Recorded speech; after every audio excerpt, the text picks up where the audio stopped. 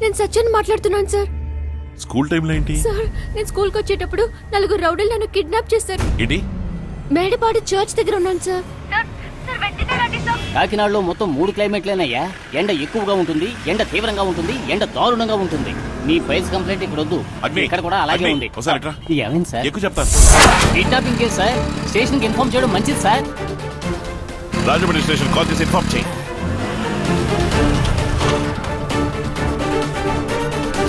నేను పైకి వెళ్తాను. పోలీసులు రకం తీసుకురా. అలాగే సార్. నీ గన్ను ఇవ్వు. సార్ గన్నెలా ఏం పర్వాలేదు, ఇవ్వు.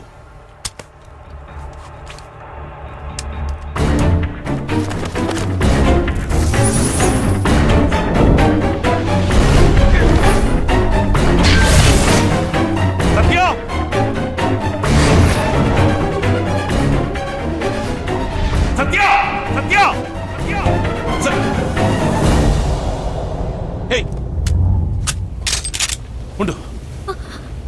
ఓకే, ఎవరైనా ఉన్నారా? ఏమైంది?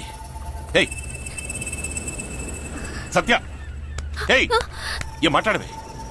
సత్య, ఎవరు కిడ్నాప్ చేశారు? గుర్తుపట్టగలవా? సార్ నన్నెవరూ కిడ్నాప్ చేయలేదు సార్.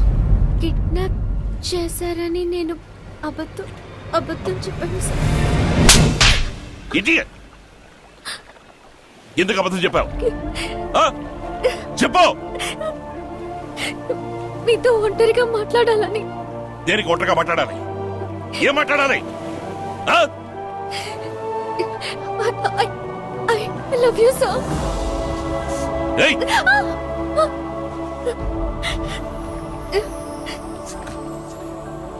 నీకెవరో పిచ్చా? చదువుకున్న దానివేగా. ఏమైందని బెదిరిపోయి వచ్చాను. కాకినాడ డిస్ట్రిక్ట్ మొత్తం పోలీస్ మైకులు ఈ పాటికి మారుమోగుంటాయి. అదిగో చూడు, బుద్ధి లేదు. సరే చేయనివ్వు, త్వరగా చేయి తీసివ్వు. వచ్చినట్టు చేయలేకరాడని పోలీసులతో చెప్పు.